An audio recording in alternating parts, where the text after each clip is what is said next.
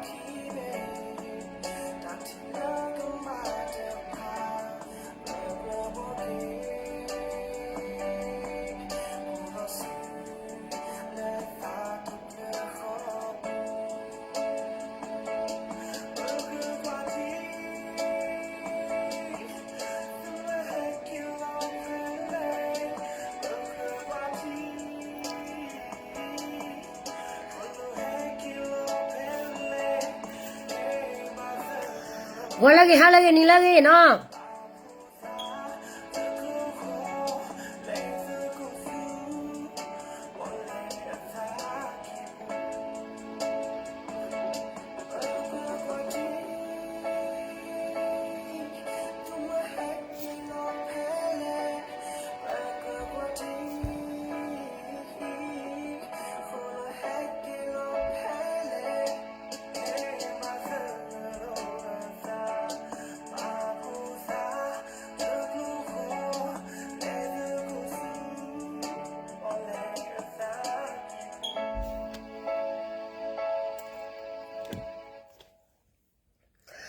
Okay, da puede te que hori ne que te bajar ora le lo.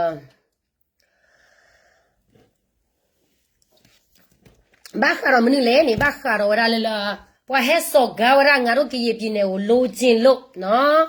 DNUG အုပ်စုတွေပေါ့နော် DNUG အုပ်စုတွေကသူတို့ဘယ်တော့အခုကရှိုက်ပြည်နယ်မှာချင်းပြည်နယ်မှာကယားပြည်နယ်မှာကချင်ပြည်နယ်မှာလဲနော်ရခိုင်ပြည်နယ်မှာလဲ ဒီပြည်နယ်တစ်ခုမှသူတို့ထိန်းချုပ်လို့မရဘူးလေနဲ့ဘာနဲ့ပြည်မှသူတို့ထိန်းချုပ်လို့မရတဲ့ကြမရဘူးဆိုတော့သူတို့ကဘာဖြစ်လို့အခုကဒီကရပြည်နယ်တစ်ခုထဲပဲသူတို့ထိန်းချုပ်လို့ရမယ်ဆိုရင်နိုင်ငံတကာမှာသူတို့ဘယ်လိုပြောမလဲပြဖို့အတွက်ပေါ့နော်နိုင်ငံတကာမှာအဲ့ဒီနေမြေမှာငါတို့ထိန်းချုပ်လို့ရတယ်ဗာရညာတွေသူတို့ကအစိုးရတီမပြီးတော့သူတို့အခုကဒီကရပြည်နယ်မှာတပြည်နယ်ပဲရှိတော့တယ်ဆိုတော့သူတို့ဒီလိုပဲသူတို့အခုကဘယ်လိုပြောလဲဆိုတော့ကရပြည်သူလူထုတွေကရပြည်သူလူထုတွေကရတမတော်တွေကိုမထောက်ပအောင်ကရပြည်သူစစ်ပြက်အောင်သူတို့ဘယ်လိုလုပ်လဲဆိုတော့မဟုတ်တဲ့ Thank you son Welcome. မဟုတ်တဲ့ကိစ္စတွေသူတို့လိုက်ပေါ်ကနေလိုက်ပြောပြီးတော့ငါတို့ကရဘာတွေပဲလို့သူတို့မကြိုက်ကြဘူးဝေဖန်နေဒါတော့မှငါတို့ရဲ့ကရပြည်နယ်မှာငါတို့လောက်တာနော်သူတို့ရဲ့နယ်မြေမှာငါတို့သွားလောက်တာမဟုတ်တာမှသူတို့လာပြီးတော့စော်ကားသေးတယ်အဲ့ဒီတော့ကျွန်မပါပြောချင်လဲဆိုတော့ဒီနေ့ကကရပြည်သူလူထုတွေတတိယကိုကြည့်မယ်ဆိုရင်စေးစားနဲ့ကြည့်ပါပြီးတော့အတွေ့အခေါ်ရှိပါနော်သူအဲ့ဒီ NUG အုပ်စုတွေပြောတိုင်းကိုလိုက်ယုံစရာမလိုဘူးနော်လိုက်ယုံစရာမလိုဘူး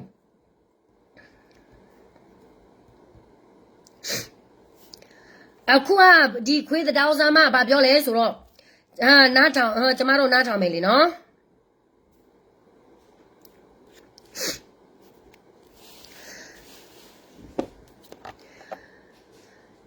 ကျမကောင်းစားမကောင်းဘူးဆိုရင်ကျမတို့ဆုံးမရမယ်ငါတို့ရဲ့ဒါကျမတို့ရဲ့ပြည်သူတောင်းဝန်သူများလာကိုကောင်းစားတယောက်နေရောက်မကောင်းတာနဲ့ကိုပြည်နယ်တစ်ခုလုံးသူများလက်အောက်ခံနေတိုးပို့ရအောင်ငါတို့ကတလောက်ထိမမဲ့ဘူးနော်တလောက်ထိမမိုက်ဘူး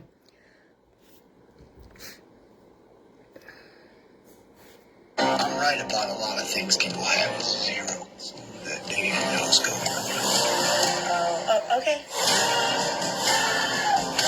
These are my work clothes! Need a moment just for you? At Ollie, we get it. That's why we made these.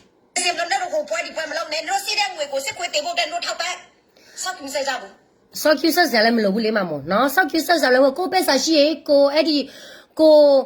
လုံချင်တာကိုလုံမဲဘာပွဲလို့ကိုလုံမဲနော်နေတို့ပဲစားနဲ့လည်းမဟုတ်ဘူးအန်ယူဂျီပဲစားလည်းမဟုတ်ဘူးမဆုဂျီပဲစားနဲ့လည်းမဟုတ်ဘူးနေတို့အလူငွေပဲစားနဲ့လည်းမဟုတ်ဘူးနော်ငါတို့ကရပြည်နယ်မှာဘာပဲလို့နေတို့လာဝေဖန်စရာမလိုဘူးငါတို့ရဲ့ကရပြည်နယ်ငါတို့ရဲ့ကရပြည်သူတွေကသူတို့လုံချင်တာသူတို့ရိုးရာတွေဘာတွေဆိုရင်နေတို့နဲ့မဆိုင်ဘူးနော်ဒီစက်ခွေးကိုတီလဲဗမာလဲအောက်ခါနေငါတို့တရသားနေရတာပဲဒီစစ်ခွေးကိုမတီလဲဗမာလဲအောက်ခါနေငါတို့တရသားတွေနေရတာပဲမထူးဘူးလေအဲ့ဒီတူပဲအဲ့ဒီတော့ငါတို့ရှိတဲ့ပတ်စာကိုငါတို့ဘယ်နေရာပဲလူနေတော့လည်းမဆိုင်ဘူးတိလားဒီ PDF ကလေးတွေအတက်ကိုလိုချင်တယ်မဲ့မောတယ်ဆိုရင်ငါတို့ကရပြည်နယ်မှာမထားနဲ့ပေါ့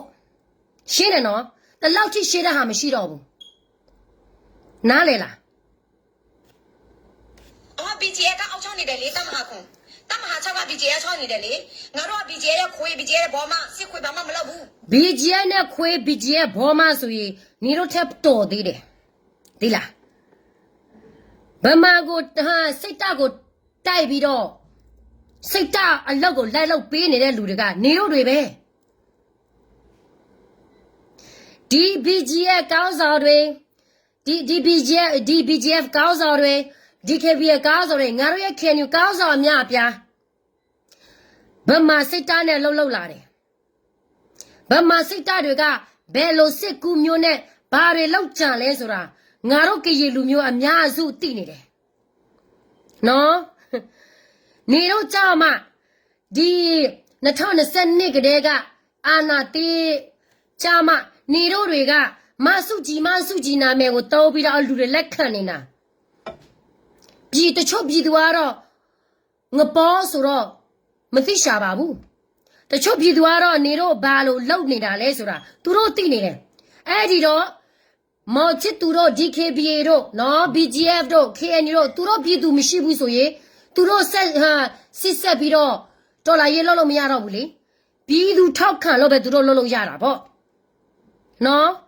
ဖေပြဲနေအောင်လဲငါတို့ကောင်းဆိုတဲ့ကလေနားထူကုန်ပြီ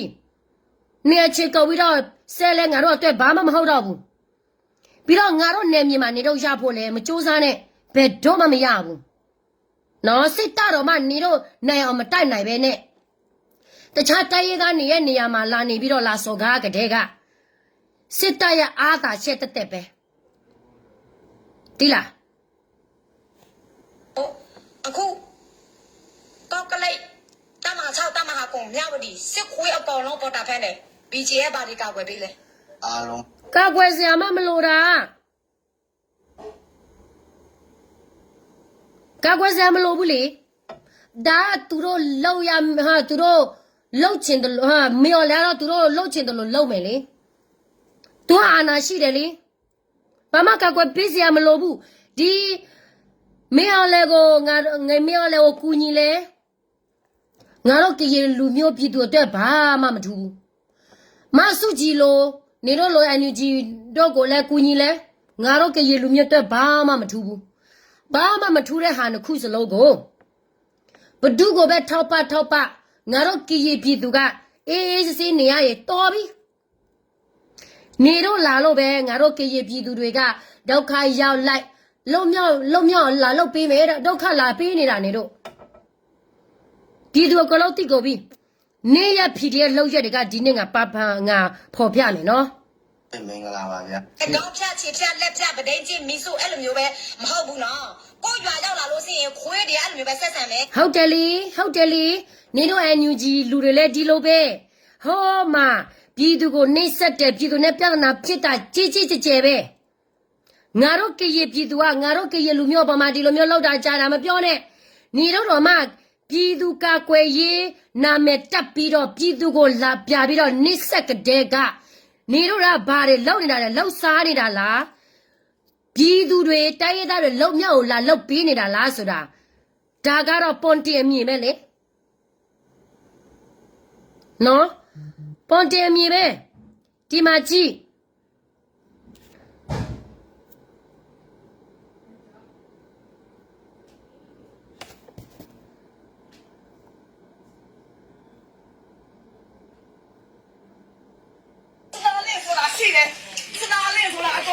ကျမတို့ကစတားလင်းကိုသုံးဝင်ပြပါတယ်ဒါပေမဲ့အခါချင်းဝင်ယူ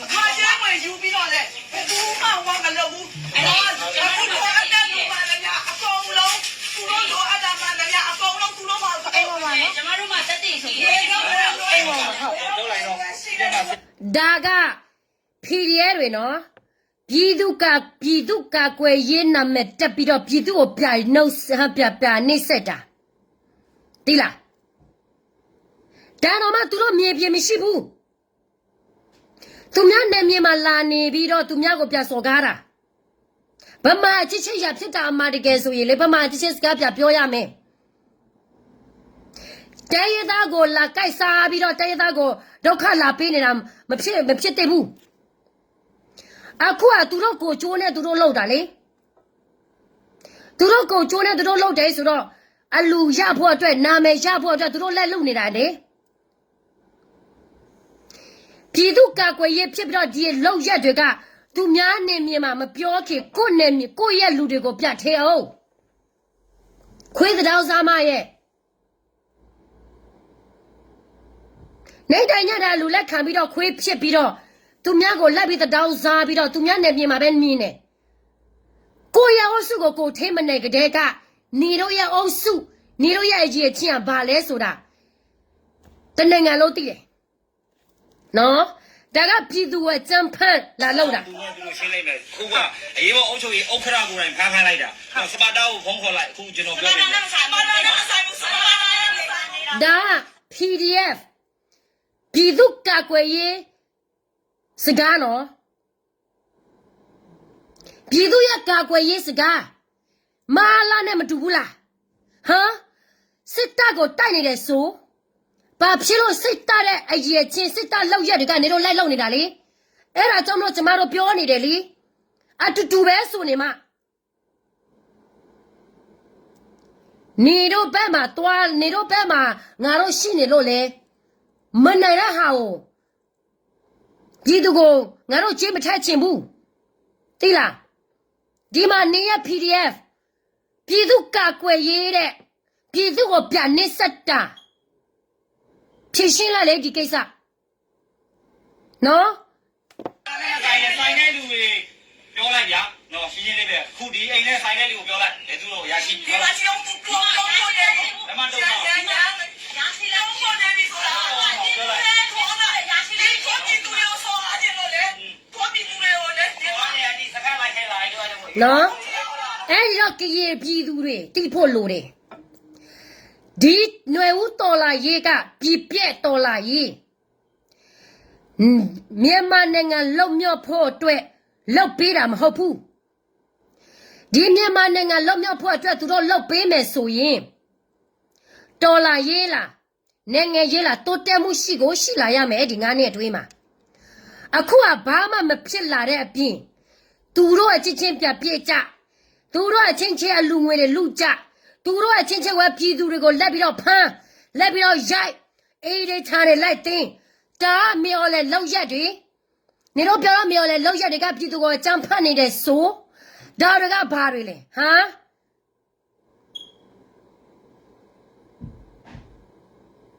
ပြောလိုက်စမ်းကြည်ရပြည်သူတွေကျမပြောလိုက်အောင်မယ်နော်နေတော့နေမျိုးလိုချင်လို့ဒီ PDF လူတွေကငါတို့ကြည်ရပြည်မှာလာ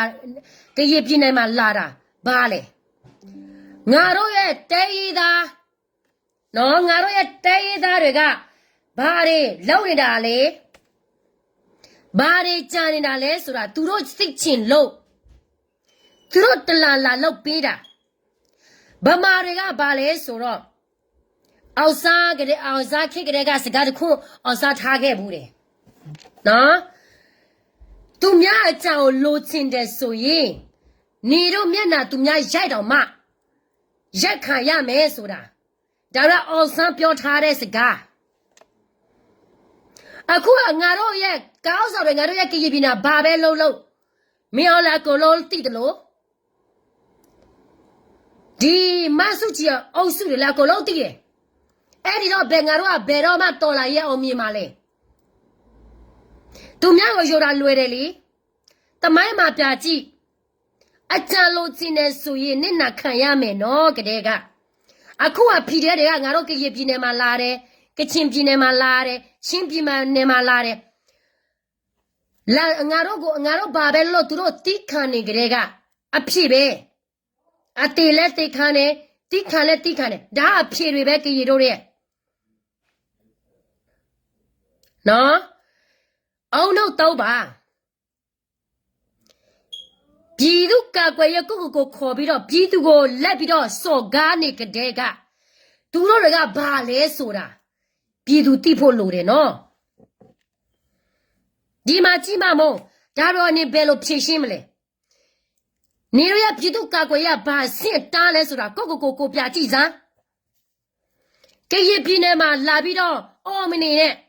နေဖြစ်ပြအော်လဲငါတို့ကရကောင်းဆောင်တွေကနားထူကိုပြီး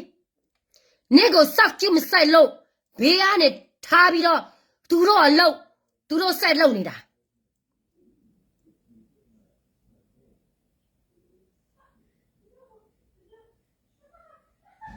နော်ကျမတို့ကလက်သွင်းနဲ့ပြောတာနော်နေတော့လူမျိုးသူများတကဖွဲ့စီနာမယ်ပြက်အောင်လူခံရအောင်လက်လုံနေတာမဟုတ်ဘူးငါတို့ကအလူမခံဘူးဘာဖြစ်လို့လဲသိလားအလောက်တခုကမအောင်မြင်တာတည့်ရသားနဲ့ပြည်သူတွေကဂျေးလက်မထက်ဘူးနားလေတယ်နော်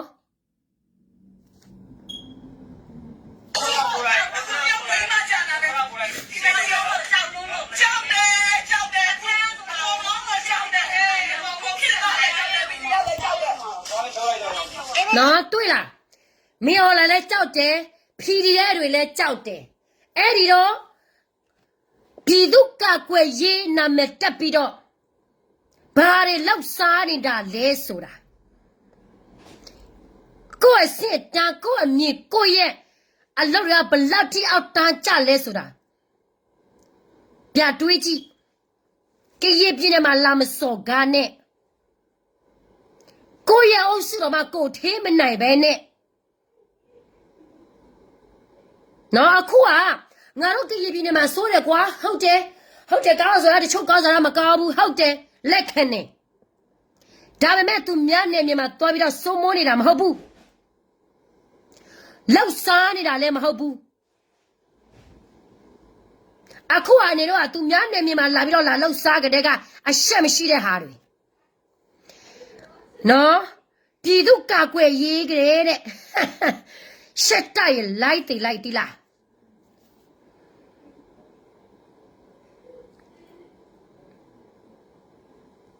到了呀！ အခုကထားထားပါရေကောင်ဆိုရင် opera ကြီးပြန်လို့ပြန်လိုက်စီလိုက်ခဲ့လား 来咱们是不修光了。 သူများဥစ္စာကိုလိုချင်တာနဲ့လာယူပြီးတော့ဥက္ကဋ္ဌအေတို့ဘာတော့သွားရမယ်ပြည်သူပြောတယ်လေလိုချင်တယ်ဆိုယူသွားတော့ကတဲ့က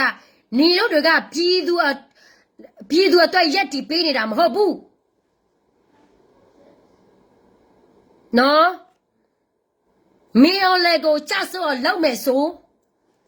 မင်းအောင်လေလောက်ရက်ဟာမင်းအောင်လေလောက်ကိုလက်လောက်ကတဲ့ကမင်းအောင်လေအားတက်ပဲနော်အဲ့ဒီတော့ကရပြည်သူတွေရေ PDF တွေကိုတက်ပြီးတော့အချိန်မကြီးနဲ့နော်နေတို့တမိုင်းကိုနေတို့ပြန်ကြည့်ပါဗမာကဗမာပဲဆိုတာ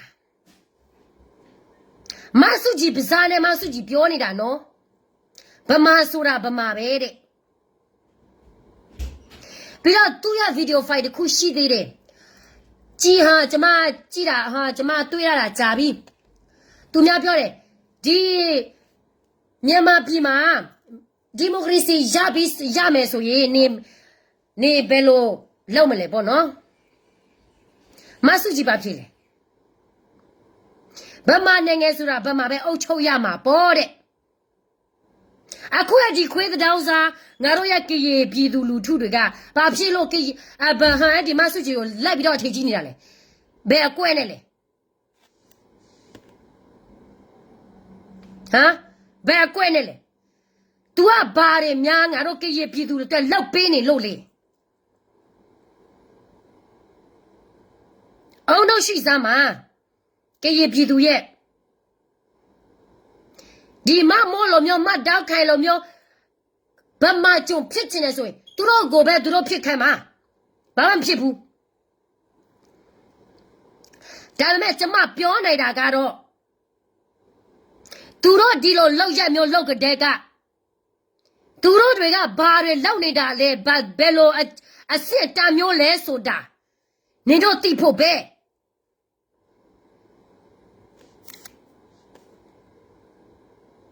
ပြည်သူအစ်စ်မဟုတ်ဘူးဆိုရင်နေဘယ်လိုထားဘာနဲ့ပြည်သူမဟုတ်ဘူးဆိုနေမျက်စိကားနေတာလားဘာထောက်ထားတဲ့နေငါ့ကိုလာဒီလိုမျိုးလာပြောတာလေဟမ်ပြည်သူကကွယ်ရေးကတဲ့နဲ့အဲ့ဒါကြောင့်မလို့ပေါ့ဒေါ်လာရင်9နဲ့3လ4လပဲကြာတော့တယ်ဘာနဲ့မြန်မာအုပ်ချုပ်မရတာကိုဒါကစင်ပဲငါလေစကဲမူကတလာမာတဲ့ကျမတော့တလာမဟုတ်ဘူးမင်းအောင်လည်းမထောက်ခံတယ်လို့မဆုကြီးအုပ်စုကလည်းမထောက်ခံဘူးဒီလိုလောက်ရက်တွေကငါတို့ပြည်သူမလက်ခံတဲ့လက္ခဏာမထောက်ခံတဲ့ကိစ္စထောက်ခံစရာအကြောင်းမှမရှိတာငပေါ်တွေပဲနေတို့ကိုလိုက်ပြီးတော့ထောက်ခံမယ်ဆိုရင်နေတို့ငပေါ်တွေပဲနေတို့ကိုလိုက်ပြီးတော့ထောက်ခံမယ်တိလားနောက်နှစ်တရာတော့မှစစ်တပ်မကြစိုးဘူးဒီလိုတော်လာရင်လှုပ်ရှားမယ်ဆိုရင်စိတ်တပ်ဘယ်တော့မှမကြစိုးဘူးနော် ဆက်တာဘူးအားလုံးမဆုံးဘူးဒါနဲ့ဆက်တာကြီးနိုင်ငံကြီးလောက်တာကြီးနိုင်ငံကြီး ဟုတ်တယ်ဂျင်းနိုင်ငံရေးဟုတ်တယ်အဒီတော့ပြောတာအရင်မှန်တယ် ကြီးနိုင်ငံရေးအဲ့ဒါကြောင့်မလို့တော်တို့ရဲ့နေတို့စန္ဒပြစရာရှိစန္ဒပြလိုက်စမ်းပါဒီလူတွေကနိုင်ငံပြက်အောင်လုပ်တာပြည်သူမေးချအောင်လုပ်တာစစ်ဟောင်းမှဖွင့်ဒီမှာဖွင့်ပြီးတော့ပြည်သူတွေကိုကာကွယ်ရေးမလုပ်ပေးနိုင်တဲ့ဟာတွေလောက်စားနေတဲ့ဟာတွေစန္ဒပြလိုက်စမ်းပါဒီနယ်နွယ်ဦးတော်လာရဲ့အောင်မြေဖို့အတွက်ဒီ PDF တွေကဒီလိုမျိုးလောက်စားမယ်ဆိုရင်စိတ်တပဲတော့မှမအောင်မြေဘူးနော် PDF တော့မှအချင်းချင်းပြပြတိုက်ကြပါတယ်ငါတို့ကရင်ပြည်နယ်ဆိုသူတို့ဘာပြောလဲမတောက်ခဲမဖိတ်ခဲဖာတယ်မခွေးတောက်စားမမိုးဘာပြောလဲဆိုတော့ဟဲကရင်ပြည်နယ်မှာသူတို့အချင်းချင်းပြတိုက်ကြတယ်ကရင်ပြည်နယ်အလောက်စားနေတယ်ငါတို့လောက်စားနေတာလေနေတို့အဆက်ရှိရလေငါတို့ကရင်ပြည်ထဲမှာပဲငါတို့လောက်စားနေတာသူများနယ်မြေမှာတွားပြီးစုံမပြီးတော့လောက်စားနေတာမဟုတ်ဘူးဒါတွေကိုကြွာနေတယ်ရှင်နော်ဒီခွေးတောက်စားမတယောက်ရှိသေးတယ်ပုတ်ကလေးပဲဟိုတယောက်ကကျွန်မပြောတာလေဗမာကောင်းစားရေငါတို့တိုင်းသားကောင်းစားတယ်လေခွေးစကားဗမာကောင်းစားတာကြာပြီငါတို့ကစိတ်ပြေးတွေဆောင်ရနေတာပဲဗမာဟန်အောင်မြင်တယ်ဆိုရင်ငါတို့အောင်မြင်တယ်ဗမာအောင်မြင်တာကြာပြီငါတို့ရဲ့တိုင်းသားတာခွေးဖြစ်နေတော့မယ်နော်အော်တော့မရှိတဲ့ဟာတွေအတွေးအခေါ်မရှိတဲ့ဟာတွေကျောင်းတော့ဘယ်တန်းတက်လည်းမသိဘူးသူများနိုင်ငံမှာအော်နေတာအမတရားအော်နေတာနော်အမမိုးလဲသူများနိုင်ငံမှာပဲအော်နေတာလေဟိုအဲ့ဒီခွေအုပ်စုတွေလည်းဒီထိုင်းနိုင်ငံမှာပဲအော်နေတာလေဘယ်မှာနိုင်ငံမှာဘသူကအော်ရဲလို့လေဟာပြောလိုက်စမ်းဒီမှာဖိုးလားခွေးတောက်စားငါ့ကိုဒီလောက်ထိဆိုရတော့လာမစမ်းကြပါနဲ့ရှင်ငါတို့ဘာဖြစ်လို့ရဖြစ်ကြတာလဲသိချင်လို့လားအမတရားမလောက်တဲ့လူကတော့ဖွန်ထုတ်ရမှာပဲငါတို့ရဲ့ပြည်သူဆက်ပြီးတော့ဒုက္ခမရောက်စေချင်တော့ဘူးနားလည်ပြီလားဟမ်နားမလည်ဘူးဆိုရင်ထွက်သွားငါကျမဒီမှာစကားပြောနေတာနားလည်တဲ့လူအတွက်ပဲကျမပြောပေးနေတာနော်နားမလည်တဲ့လူအတွက်ဆိုရင်မဟုတ်ဘူးထွက်သွားလာမကြည့်နဲ့ဖိတ်ခေါ်ထားတာလည်းမဟုတ်ဘူးနော်ဘာပြောလဲအဲ့ဒါပြောတာအဲ့ဒါဘာလို့လဲ စခိုင်းမလိုက်ခဲ့ဒီလိုပြောတာစခိုင်းဒီလိုက်ခဲ့တို့အပြည်သူတွေလည်းဘာမှသိဘူးလေတို့အဘာမှနားလည်ဘူးလေနေတော့မှလည်းချစ်တယ်လို့စခိုင်းလိုက်ခဲ့နေဒီပဲခန်းကြောင်နှမ်းသိလို့လေစခိုင်းကိုကြောက်လို့လေတို့ကဟုတ်တယ်မဟုတ်တာတော့ဘာလို့တာတော့ဟုတ်တာပါလေလောက်တာတော့မဟုတ်တာပါလေလောက်တာဒါပြည်သူကာကွယ်ရေးနော်ပြည်သူတို့ရေ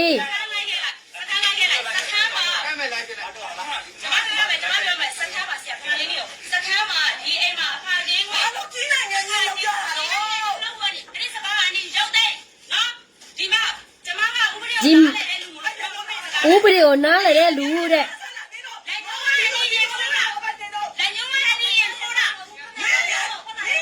ဒါတော့ပြည်သူကာကွယ်ရေးနော်ပြည်သူတို့ရေပြစေးစမ်းပါဦး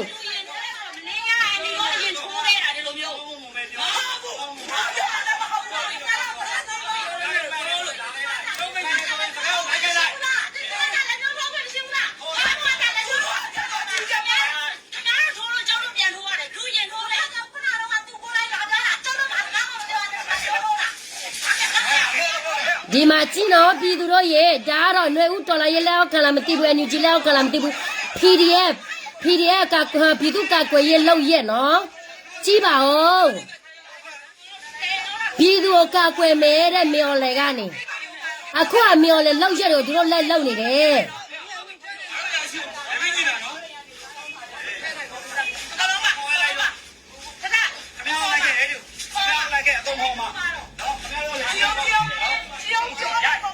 တရေပြည်သူတို့ရေတတိထားကြပါဗမာဆိုတာဗမာပဲသူတို့ရဲ့မူဝါဒအတွက်ပြောက်သူတို့ဘယ်တော့မှရှောက်ပေးမှာမဟုတ်ဘူးတိလားငါတို့အကြံကိုတိုင်းသားအကြံကိုသိစိတ်ချတာနဲ့သူတို့အသက်ဘလောက်ပေးရပြီလဲဆိုတာဒါတွေကငါတို့ရဲ့ကရင်ငါတို့ရဲ့တိုင်းသားကိုလို့သိဖို့လိုတယ်နော် စကဲမှုလောက်တိုးတဲ့လူကမရှိတော့ဘူးလို့ထင်တယ်စကဲမှုကမတိုးလို့နေတို့တွေကမကြိုက်ကြဘူးမဟုတ်လားဒါတွေကလိမ့်လာစရာမလိုပါဘူးအမှန်တရားဆိုတာဘယ်သူမှဖိုးခွေလို့မရဘူးနော်ဘယ်သူမှဖိုးခွေလို့မရဘူးရှင်ဟောအညာမလာဟောအညာဟိုဒီကီပြည်နယ်မှာမဟုတ်ဘူးဟောတခြားနယ်မြေမှာ PDF ကအဲ့ဒီမင်းကလေးကိုဗာလဲပြက်စီးတယ်အခုချိန်ထိသူများရေးမိရသေးဘူးနော်ပဒိတ်ကျတော့ဘာလို့ဆိုအမြော်လည်းပဲနေတော့ဖုတ်ချတယ်ဟုတ်ကျမပြောထားတယ်လေအတူနေပါမယ်အတူပါပဲဆိုနေမှာစကဲမူမလာတလာတဲ့စကဲမူပြောတဲ့စကားကိုလုံးတွေကလေလက်တွေ့တက်တင်နဲ့ပဲဗီဒီယိုဖိုင်နဲ့တတိတွေနဲ့အကုန်လုံးတက်တင်နဲ့ပဲ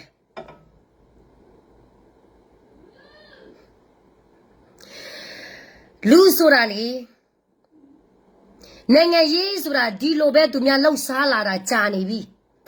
ငါတို့ကရေပြည်သူအတွက်ငါတို့ရဲ့ကရေတော်လာရေးကရေဖိုးကြီးအတွက်ဘာမှမထူးတော့ဘူးနေတော့ကရေပြည်နယ်ငါတို့ကရေပြည်နယ်မှာနေတော့လာဆဲလဲအလာကားပဲ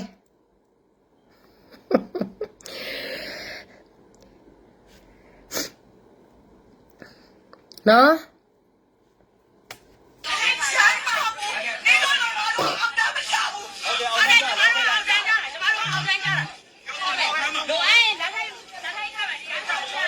ဒီမှာအောက်တန်းကြအလောက်တွေကိုသူတို့လိုက်လုံနေကြတဲ့ကသူတို့ပြောတဲ့ပြည်သူကာကွယ်ရေးနဲ့နာမည်တက်တာနဲ့အလုံးနဲ့မကိုက်မညီတာအောက်တန်းကြအလောက်ရှင်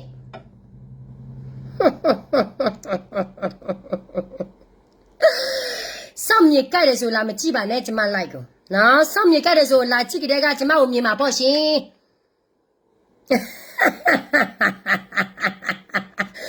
ငါတို့ရက်ကရပြင်းနဲ့လာဆက်ကတဲ့ကစက်တည်မရှိတဲ့ဟာတွေပါလားဆိုပြီးတော့ကျမလည်းရီးချတာကြာပြီဒီလားစိုက်ကြည့်ကြရအောင်နော်ပြည်သူတို့ရေ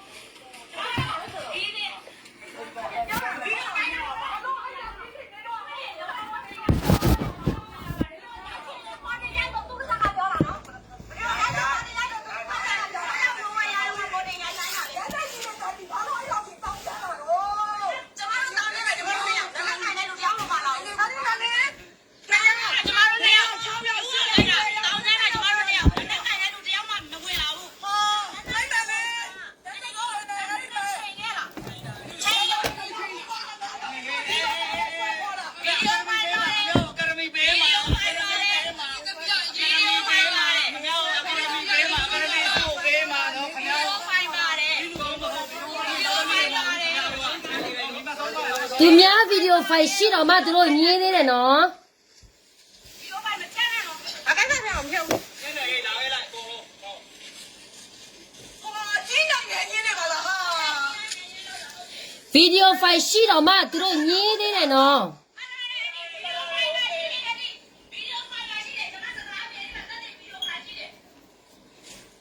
အားလုံးမိုက်တိုင်းတော့ဟာအေးနေတော့မဆောမှာတော့ဟာအေးတိုင်းလုံးမဆောဆောခုဆော တေလုံးမီးရှုံမယ်တဲ့တိလားတွေးလားကရေလူမျိုးတေလုံးမီးရှုံမယ်တဲ့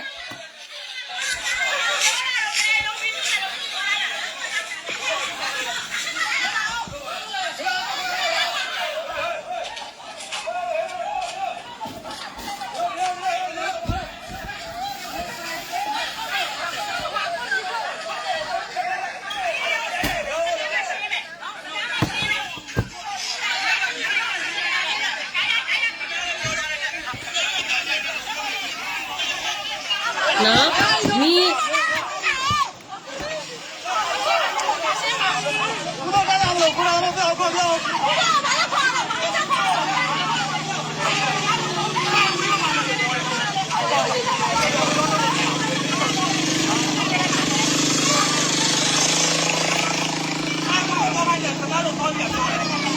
နားထောင်ပြည်သူတို့ရေ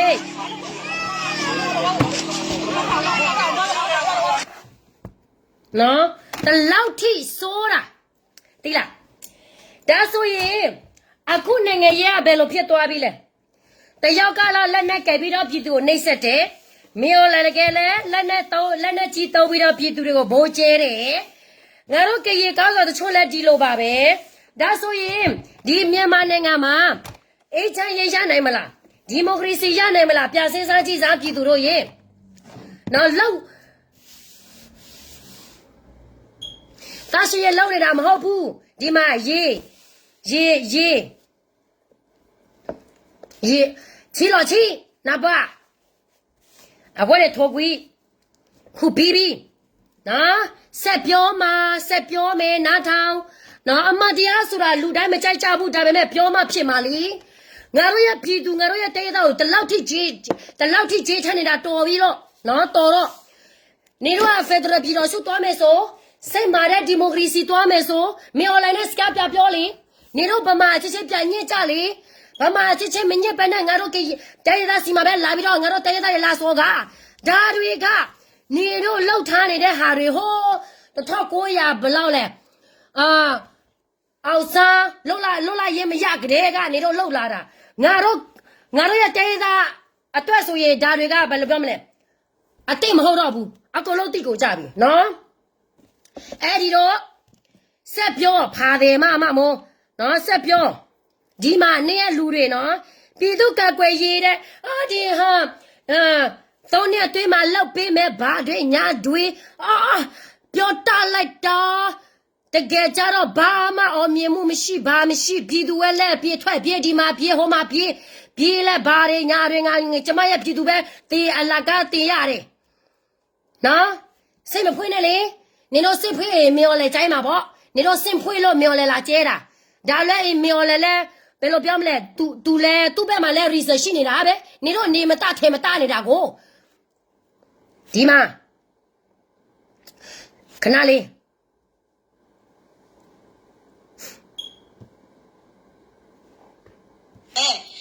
ရခိုင်မှာပဲမဟုတ်ဘူးကချင်မှာပဲမဟုတ်ဘူးချင်းမှာပဲမဟုတ်ဘူးအညာမှာပဲမဟုတ်ဘူးကရင်ပြည်နယ်မှာစစ်ခွေရောက်တဲ့နေရာတိုင်းစစ်ခွေရောက်မှာမယ်ပက်စစနဲ့ရောက်မှာမယ် ဟုတ်တယ်လေစစ်ခွေရောက်မာတာနဲ့နေတော့ရောက်မာတာနဲ့တူပဲဒီလားဘာမှမထူးခြားတဲ့ဟာတခုကိုငါတို့ကရေပြည်နယ်ငါတို့ကရေလူမျိုးတွေလက်ပြီးတော့မယူနိုင်ဘူးနေတော့ယူရှည်တယ်ဆိုနေတော့ဘာသာနေတော့ယူသီးလား အဲ့ဒါငါပြောထားပြီ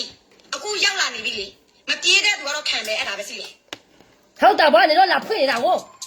စစ်ဖွင့်ခါလိုက်ဒီမှာဖွင့်ခါလိုက်ငါရပြည်သူတွေလိုက်သေးလိုက် You should never have to settle for ဒီတော့ဘာမှထိရောက်မှုမရှိ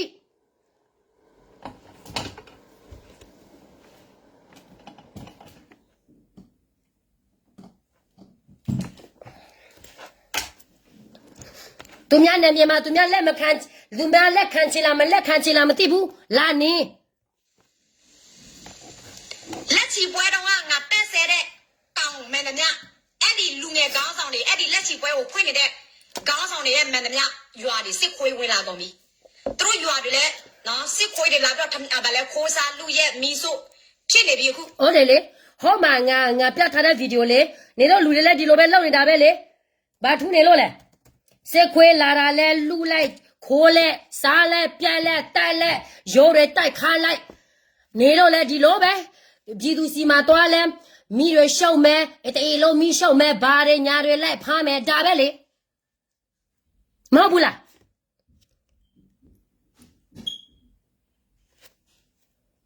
တို့ပြေးရပြီလေဟမ်လက်ချီပွဲတော့ငါဘယ်လာပိုင်လဲစီလာပိုင်ငါပြောတာမကြဘူးနော်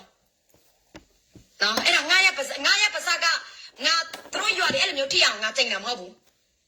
ငါတို့သိ နေမကြည်လဲဒီလိုမျိုးဖြစ်လာတာပဲနေပြောလဲဖြစ်လာတာပဲနော်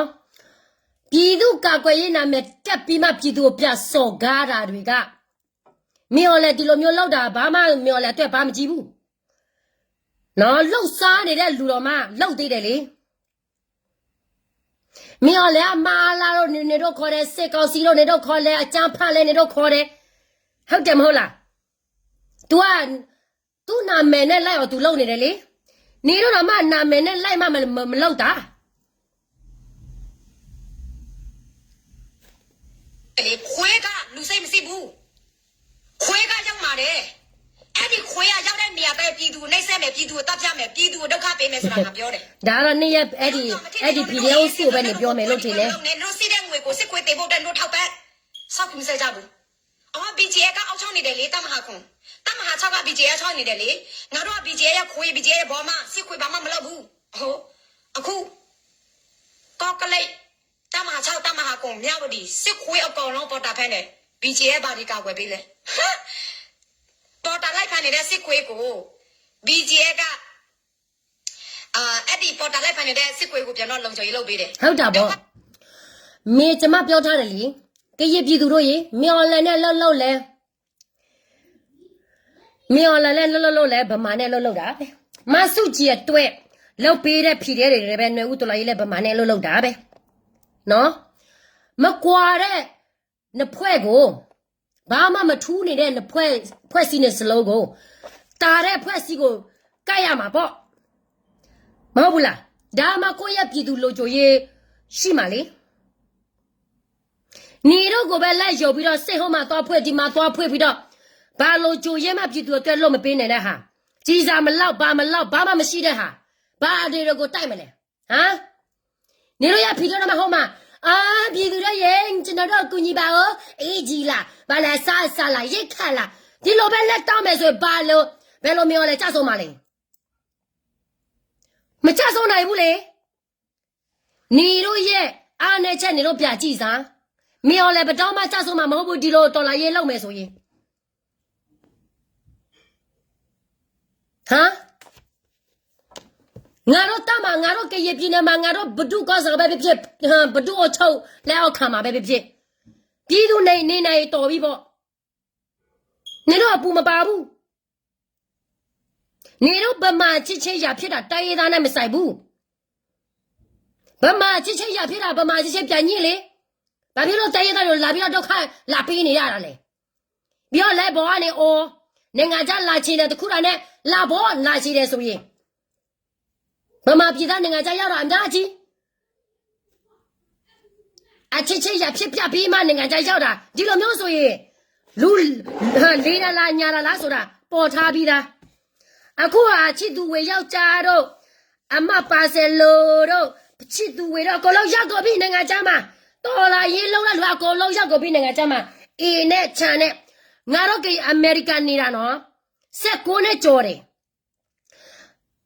ကိုဆိုင်တာအေးလေးသိငါသိဝယ်မနိုင်ဘူးအခုမှရောက်လာနေတဲ့တော်လာရဲ့တမရအေးငါသေး6သေး10သေးလားငါသား6သား10သားလားဝယ်နေတယ်ဒါဘာကြောက်လဲအဲ့ဒီမဲဆောက်မှာလဲဒီလိုပဲNUG ထောက်ပို့တွေအများဆုံး မဲဆောက်မှာလာကြတဲ့ကအေးကြီးတစ်ထဲနဲ့ဘောဘီတစ်ထဲဖနာတော့မှမရှိဘူးအခုက iPhone ဘလောက်ဟာပေါ်လဲမသိဘူးလိုင်းမနဲ့တွားကြည့်တော့ဘသူက iPhone တောက်ဝယ်တာလဲ NUG လက်အောက်ခံ NUG ထောက်ဖို့လေကြီးပဲဘက်စာပဲမှာရနေလို့လေ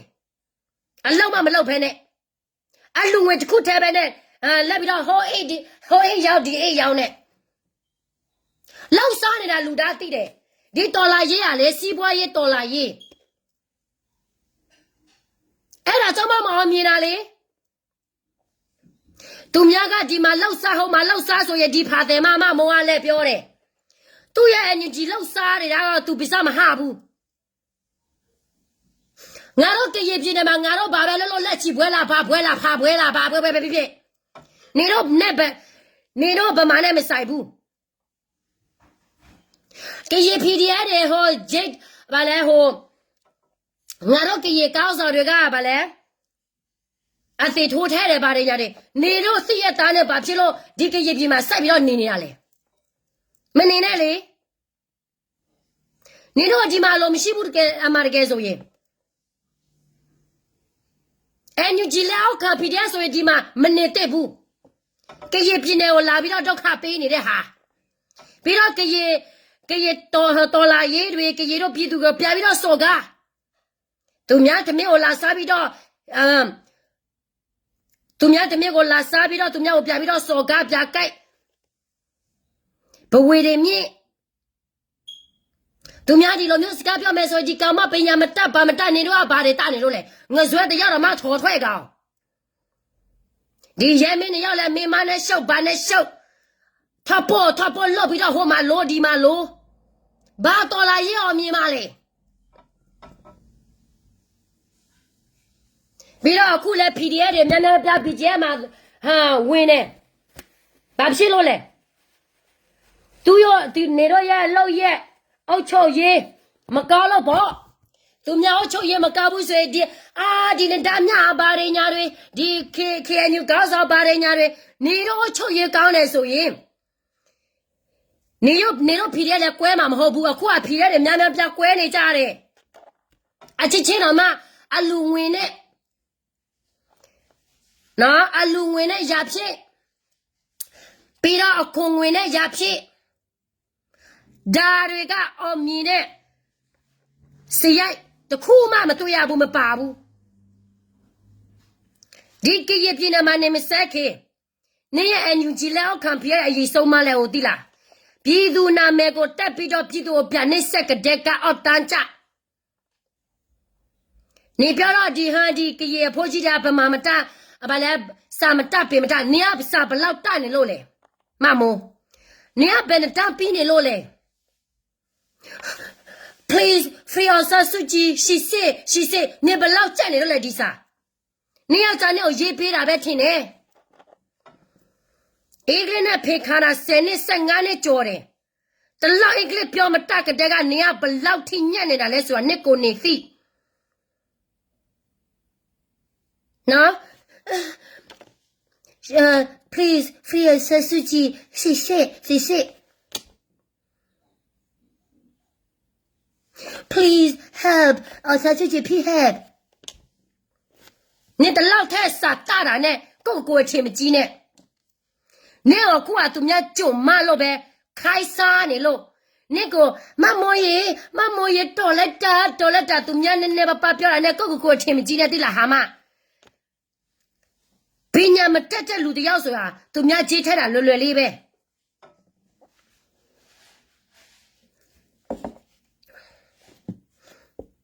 ဒီဟာမတရားလဲဒီကမပညာမတက်ကိုပညာမဲ့တော့မှကိုမတိတဲ့ဟာမတယ်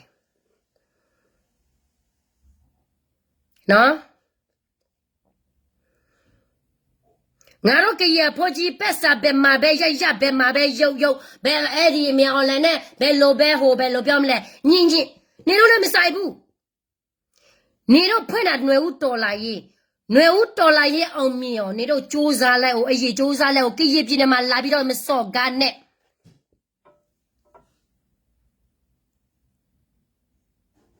သူများ အင်္ဂလိပ်နဲ့ရတာ15နှစ်ကျော်တယ်သူများသွားခမဲ့တာအင်္ဂလိပ်နဲ့နေပါနဲ့ဖမ်းမတကရေစာလည်းဖမ်းမတဒါနေရပညာတက်တယ်လို့နှစ်ကိုနေထင်ကြီးနေတာလား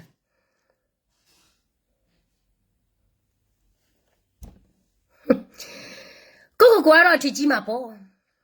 သူများအများပေါင်းငပေါင်းမအတွေ့အခေါ်မရှိတဲ့မကဘူးအုံနှုတ်သုံးမတတဲ့ဟာမတွေပမာကျိုတက်လို့ဖြစ်ချင်တဲ့ဟာမတွေနော်ဒီစကဲမူကမေမချစ်သူဘောမKGLA နဲ့ဗာလဲ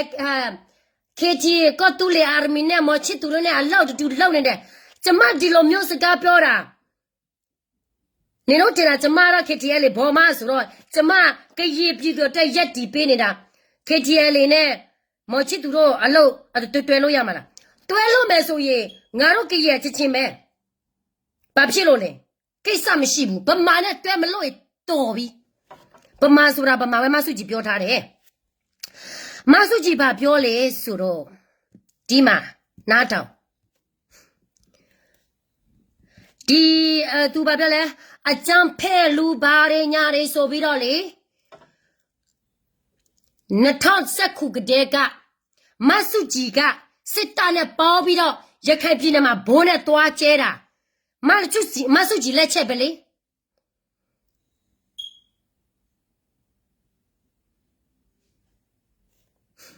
အတင်းငါသားပေးတယ်ဆိုပြီးလောင်နေကြတယ်ဘယ်မှာလဲဘယ်မှာအထောက်ထားလဲဟမ်ဒီကောက်ကရင်းနဲ့ပြရဖို့အတွက်စစ်ကစီနဲ့ထားနဲ့ KNU ကောင်းဆောင်နဲ့ပေါပြီးတော့အတင်းငါတေးပေးပါတယ်ဆိုဒီမှာပေးမယ်ဆိုယူမယ်လေဘာဖြစ်လို့လဲဆိုတော့ကျမတော့ဓာတွေကထောက်ခံတယ်ပေးယူမယ်ဘာမှမဖြစ်ဘူး PDF ကိုမနေစေချင်လို့တရားမှကြည့်မရဘူးသူတို့တွေဒီငဇွဲထော်ထွက်တယောက်လဲဘလောက်ပညာတက်လည်းမသိဘူးတက်ရမို့ဖြစ်ပြီးတော့ဒီကရေတွေတတိယနေမှာတွားပြီးတော့ဗာရညာတွေကရေလူငယ်တွေဗာရညာတွေကိုပြကြည့်ကိုဆွဲနင်းကရေပြင်းနေမှာမနေချင်းပြသွားအညာများနော်စက်ကောက်စီတကယ်တိုက်နေတဲ့ဘုံငါ့ကိုပြပြီးတော့ပူပေါင်းကရေပြင်းနေမှာနေတော့မရှိရစစ်ပါစိတ်မမဖွင့်ဘူးဘာစိတ်မမရှိဘူးဒီ3ရက်နေ4ရက်နေကိုလက်ခံနေတဲ့အဖိုးကြီး3ရက်4ရက်ပါလေ तू ကစစ်သားမရှိဘူးစစ်ဖွင့်ဖို့အတွက်လည်းအေးအားမရှိဘူးအဲ့ဒီတော့နေတော့ပြန်မယ်ဆိုရင်ပြီးတာပဲကြားတယ်နော်ဒီမမဆုကြည်စကား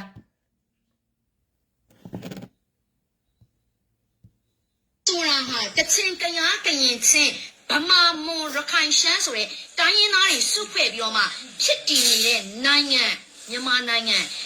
မြန်မာဆိုတာဟာဗမာကိုစားပြီးသဘောတရားရမြန်မာလို့ရှိတာဒါပေမဲ့မြန်မာဆိုတာဟာဗမာပါပဲမြန်မာဆိုတာတိုင်းသားအလုံးစုံကိုပါဝင်နေဆိုတာတော့မဟုတ်ပါဘူးမြန်မာနိုင်ငံဟူ၍ဗမာဆိုတာဗမာပဲတိုင်းသားပေါင်းစုပူပေါင်းမှဗမာဖြစ်တာမဟုတ်ဘူးတဲ့နော်ကြားတယ်နော်ဒါအမှတရားရှင်းအဲ့ဒီတော့ဗမာကိုရာသူကိုထားမယ်ဆိုတော့ကိုလို့ထားရမယ်ပေါင်းပြီးတော့စစ်တက်စရာမလိုဘူးဒီလား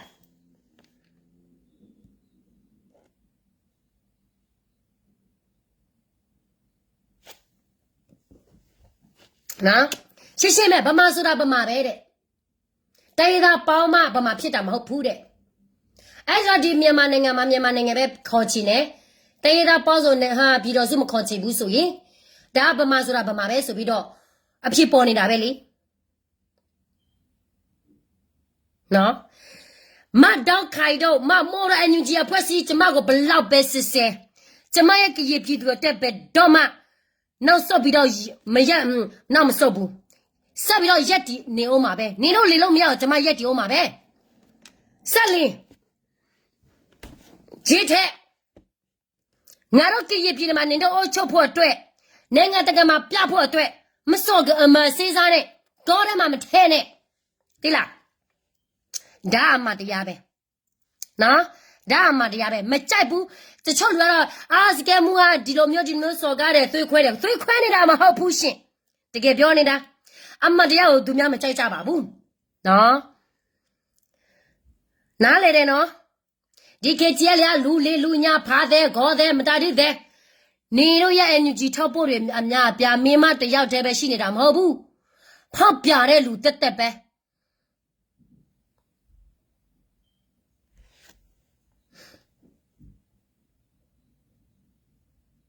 နော်တိလားအခုကအာဖိုးဝယ်နေတဲ့လူကနေရော energy ထောက်ဖို့ပါပဲဒီအမေရိကန်မှာသားချီဝယ်နေတဲ့လူလဲ energy ထောက်ဖို့ပဲငါတို့ဒီအမေရိကန်မှာနေတာနော်တရက်မှမနာဘူးနေ့တိုင်းညတယ်ပဲလှုပ်တယ်ဘာဖြစ်လို့ဒီလိုအိမ်မျိုးဝယ်မနေရတာလဲဒီအမေရိကန်မှာနေတာဘလောက်ထိခက်ခဲလဲဘလောက်ထိကိုစူးစမ်းရတာလဲတခုကိုလိုချင်နေဆိုရင်လွယ်လွယ်နဲ့ရကြတဲ့ကပြည်သူတွေကမျက်စိဖွင့်ရောနော်အမတရားတဖွဲ့စီမအမတရားမရှိတဲ့လူအကြမ်းဖက်တူအချင်းချင်းလက်ညှိုးထိုးကြပြည်သူတွေကဒုက္ခရောက်ခွေးတောင်စားမတွေနော်လာမစဲနဲ့ငါတို့ကရေပြည်သူငါတို့ကရေပြည်သူငါတို့ကရေပြည်နဲ့ငါတို့ကရေနိုင်ငံမှာဘာပဲလို့မကြိုက်ဘူးဆိုရင်ညီတို့ PDF တွေလားဘာလဲ energy လောက်ခါလားအကုန်လုံးခေါ်သွားအညာမှာခေါ်သွားငါတို့ကရေကောင်းစော်တာဒီတိုင်းပဲနားထူကုန်ပြီနေပြောမှပြောလဲမှလည်းမဟုတ်ဘူးနင်အဆင့်အတန်းမှမရှိတာပညာလည်းမတက်အဆင့်အတန်းလည်းမရှိနင်ပြောတဲ့သူများလဲလို့ရမှာလားနင်အမေပေးတဲ့သူများလဲလို့မဲလို့နင်ထင်နေလို့လားနင်ကဘာမှမဟုတ်ဘူးလေသူများခိုက်စားတဲ့ကြုံမပဲလေနားလေတယ်နော်ပမာတော့သိမတက်ဘူးဘာဖြစ်လို့လဲဆိုတော့ပမာစာတစ်ခါမှမသိဘူးတော့ဒါမဲ့တလောက်ပြောမယ်ဆိုတော့နင်တို့နားလေမှာပေါ့နော်လာဆန်းကြည့်လိုက်စားဖာတယ်မစကဲမှုတဲ့ဘောမစကဲမှုတဲ့ဒါကျမတို့တလောက်ခေါ်တာနဲ့နာမတဲ့လူထဲမှာကျမမပါဘူးနင်ကိုရှုပ်ပေးတဲ့လူထဲမှာလည်းကျမမပါဘူးနင်နဲ့နှစ်ယောက်လိုက်ဘောနဲ့စကားပြောရဲတယ်ဘဒုကမှနင်ကိုစီခေါ်မရဲတဲ့လူထဲမှာလည်းကျမမပါဘူးနင်ကိုနှိမ့်တရက်နဲ့ငါစီခေါ်ရဲတယ်ဘာအကြောက်ရပြောချင်လို့လဲစီခေါ်ရဲတယ်နော်ခွေးတောင်စားမပြီးတော့ဟိုဒီကောင်မတယောက်ဒီကရေမအဆုံးရောက်ကျမအဆုံးလောက်မရောက်ဘူးအဆုံးရောက်တာနေတော့ကိုနေတော့မသိတာကိုထီကြီးပြီးတော့လေကြွားပြီးတော့လေကိုဘယ်အစိမ့်မှကိုမသိတဲ့ဟာတွေနေတော့အရေးချင်းသိရှိတယ်လို့နေတော့ထင်နေတာကိုခိုင်စာမပမာကျွန်းသူများစားပြီးမှလိုက်စားနေရတဲ့ဟာမတွေ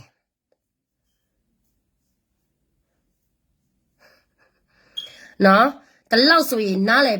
လေရောပေါ့ငါတို့ကကြီးပြည်နေမှာဘာပဲလို့လာမစော်ကားနဲ့မနေနိုင်ရထွက်သွားနော်ဒါပဲ